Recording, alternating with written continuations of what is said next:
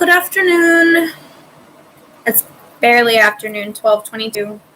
I'm sitting at the room because yet again it has frosted over and the roads are yuck. So I cannot do DoorDash today.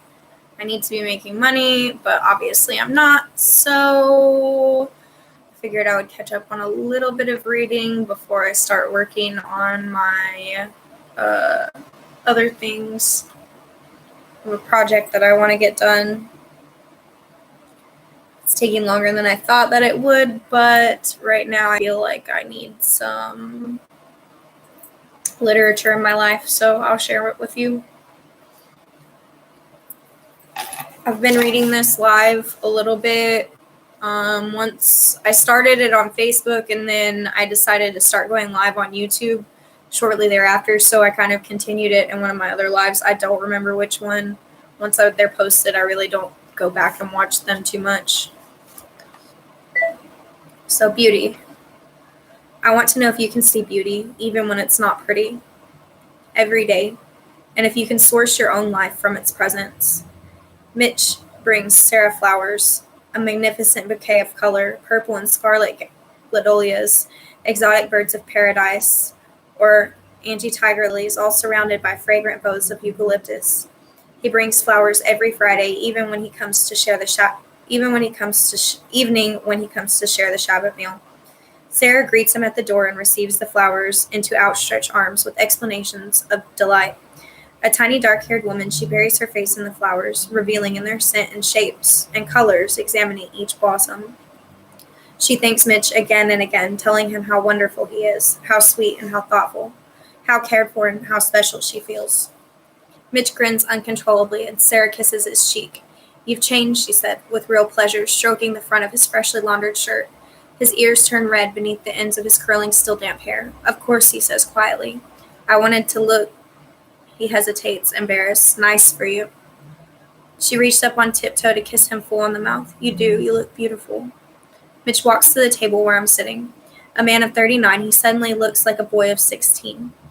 He is glowing, and I could swear that he has actually grown taller during this exchange. The weariness held in his shoulders from working all day at his job he dislikes is gone. His eyes are bright with confidence, and I know, as I watch his eyes follow Sarah's movements as she prepares the evening meal, that in this moment there is nothing he would not do if it would please this woman. Sarah recognizes the beauty this man brings her, and she is willing and able to receive it, to let it renew and rejuvenate her, and as she does, the beauty is multiplied. Mitch, fully received, feels something of his own beauty and has more to give. It sounds simple enough, and it is, but what is simple is not always easy. Sometimes, in our familiarity with the beauty of the landscape of our daily lives, we fail to see it. We forget to really take it in, and we neglect to express our appreciation and really let it feed us. The Navajo have a prayer. "May I walk with beauty before me. May I walk with beauty behind me. May I walk with beauty above me. May I walk with beauty below me. May I walk with beauty all around me, as I walk the beauty way." What is this beauty that the Navajo seek? It is what pulls us toward life. It is what calls us when we despair and seduces us into opening again and again to the possibility of love and laughter. It is the physical manifestation of the mystery, God, Spirit, the divine, that surrounds and beckons to us every day of our lives. It is life that chooses life. The Navajo prayer expresses our soul's desire to recognize and receive beauty, knowing that as we do so, we become co-creators of this beauty, of that which urges live. Many spiritual paths, both traditional and New Age, post a hierarchy of beauty. If they give any recognition to the sacred as it manifests physically, such acknowledgement is confined in the non-human natural world and relegated to a status below that of the pure beauty of the inhuman spirit of our mind. Often being in physical form, it is seen as a trial, a burden to be endured, and a time to learn vital lessons for the time when we can escape the limitations of our body and graduate to the higher non-physical afterlife. I don't know what happens when we die, but I do know what happens when we live with this separation of spirit and matter. Beauty becomes merely physical packaging, and those with power define what is pleasing based on profitability and subjective preferences. It is easy to become cynical about how the marketplace has used our desire for beauty to sell us a narrow version of what cannot be bought or sold. We know the cost of this: eating disorders, self-hatred, endless striving for physical perfection, and it's tempting to protect ourselves from this manipulation by devaluing the physical as meaningless or less important than the emotional, mental, and spiritual. But this perpetuates the split that is so familiar.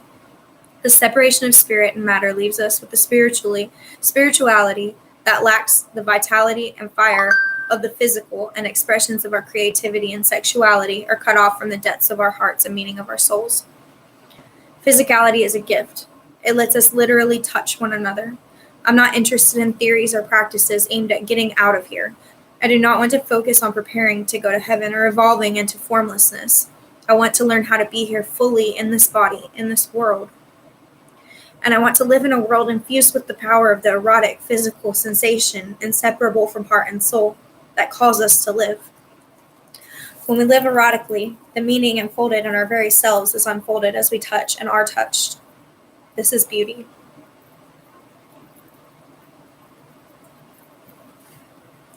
Seeing beauty is not about narrowing our vision, designating only some of its manifestations as worthy. It means expanding our definition of beauty, suspending our judgments, and appreciating both the quiet joy of riding a bicycle along the lake and the raunchy glee of driving a cherry red sports car that hugs the open highway.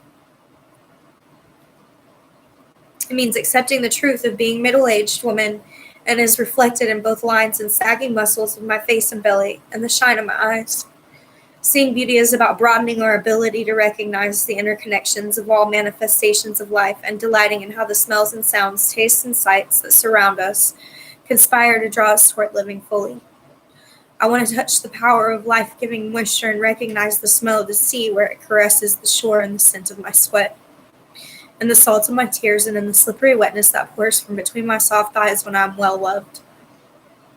I want to focus on my fingertips, on the shape and weight of my hand, on blood and bone and 1,000 nerve endings, as I raise an apple to my mouth and let the tip of my tongue slide on the round, smooth firmness of the cool surface, and feel the spray of juice as my teeth pierce the skin and enter the crisp flesh inside. I want to taste the weeks of rain and sun, the ripening on the tree, the labor of the farmer and the fruit picker, the journey of men and women who bring fruit from the grove to the table. I want to receive the beauty that reminds me that there is no separation, that each act I live while I am fully awake cannot help but be both prayer and lovemaking. We find and are fed by beauty in places where the truth, pretty or hard, is revealed from physical form. Sometimes we need help and support to get to the truth. Several years ago, while facilitating a painting workshop, I urged a woman to paint what she felt about her mother's recent death. I knew she didn't want to, and that she was angry at my nudging toward it. I also knew that she would not be able to paint anything else, that she could not go around what was true. The painting that had emerged had excruciating beauty in its stark truth. The haunting, terrified figure in the painting clung with bony fingers to a small purse, clutching to something that could no longer help her. None of us could say we liked the painting, but we could not tear our eyes away from the beauty it held. It was simply the truth. Our soul's longing calls truth to us, and even when this truth is hard, when the beauty it reveals is not pretty, our deep hunger for the truth is satiated and some tension deep within us released. Anyone who has uncovered the lies of someone that they love knows the pain of betrayal comes mixed with the relief of finally being able to acknowledge what they have known but pulled away from for years. Finding and acknowledging the truth is not always easy. Sometimes, often,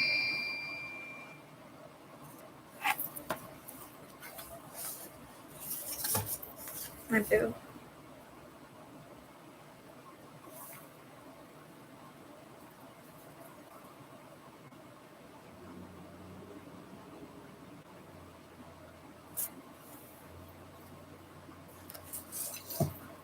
I'll finish this.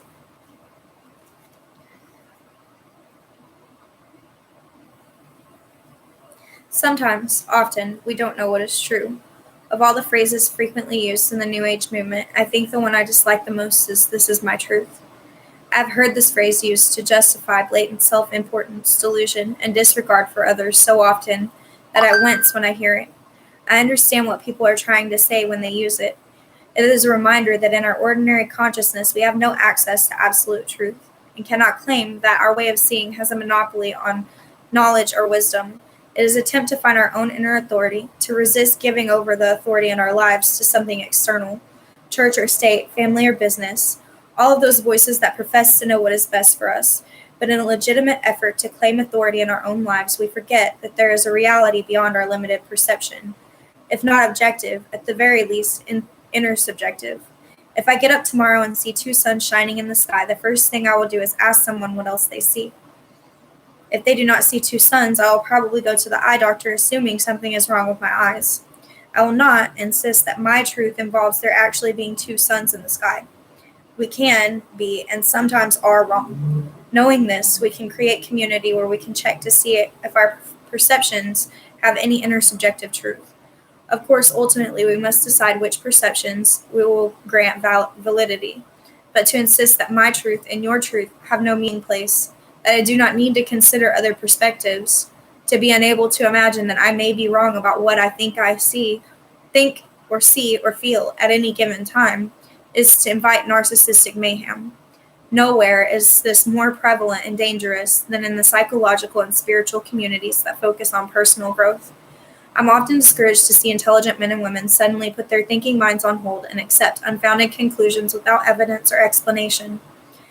There are truths that cannot be proven by empirical sensory data, but we risk wandering far from any truth if we do not at least ask ourselves honest questions. Did anyone else see the flash in the sky that you took to be a UFO? Why do you think that the voice came during meditation? Was the wise guidance of spiritual guide external to yourself? Are there any other possible explanations? It is easy to fool ourselves into believing the most exciting story. I want to ask the people who profess to know that their beliefs are true how they know this. I want to ask the people who maintain that others' beliefs are impossible how they can be so sure.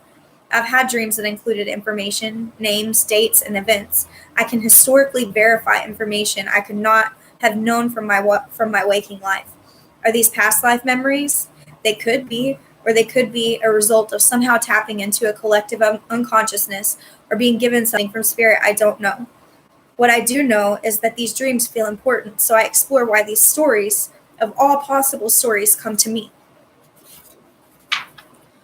What they may have to show me about living fully. I want to unfold their meaning and uncover their particular beauty, the truth they hold that helps me live right now. I have faith in the truth and its ability to find us. One of the warm-up exercises I often have workshop participants do is to write a lie, as if it were true, about why they are in the group. People go to great lengths to concoct elaborate lies, and we have great fun sharing the stories. But more often than not, no matter how far away from the facts of their life each person has gone into their story, some truth emerges about why they are there. The woman who writes that she is from Jupiter reveals her feeling of always being the outsider, the alien, in groups. The man who tells us he is an undercover cop often feels like he is a fraud or a phony, secretly using others for covert purposes. If the truth often seems elusive when we seek it directly, perhaps it is some consolation that it is also relentlessly reveals itself to us in our lives, our dreams, and the stories we tell another. It is gratitude that explains my ability to receive beauty in my life. Lately, as I step into the shower each morning, I say a prayer of gratitude for the abundance of hot water that pours over my body, and I ask the water spirits to cleanse my heart as my body is washed. I am awed at the fortune in my life when I think of how, in most times and places, only a privileged few, the wealthiest, the most powerful, have been able to afford this pleasure that most ordinary people in developed countries take for granted. The gratitude I feel opens me to the small moment of beauty in my life. There are thousands of moments like this in our lives every day, and it is often our awareness of the truth in others' lives that enables us to appreciate beauty when it is offered. Watching a disabled friend labor to cross a room with small, slow steps reminds me to be aware of Watching a disabled friend labor to cross a room with small, slow steps reminds me to be aware of and grateful for the strength in my legs and the effortless way I move. The story on the news of the woman whose son has been killed in a drive-by shooting makes me grateful for my sons, for their laughter at the dinner table. The truth of her bottomless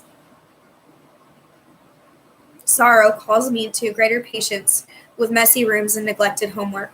And if I'm fully with the truth, I am able to receive and be fed by the beauty in both my friend's pain and perseverance and the grieving mother's courage.